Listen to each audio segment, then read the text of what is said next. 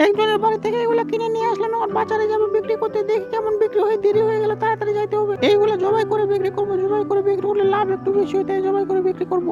আপনারটা ওজন দিয়ে দেখি কতটুকু হয়। 2 কেজি 500 হচ্ছে, আপনার 20 টাকা দাম লাগে। আপনারটা ওজন দিয়ে দেখতে হবে, ভালো করে ওজন দিয়ে দেখি। গাড়িটা একটু সমস্যা, তো তাই ওজন দিতে একটু সমস্যা হচ্ছে।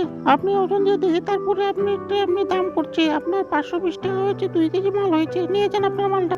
তা আমি এমনি বিক্রি করতে চাচ্ছি, দেখি বিক্রি হয় কিনা। এটা এমনি বিক্রি করবো, কারণ এটা অনেক সুন্দর।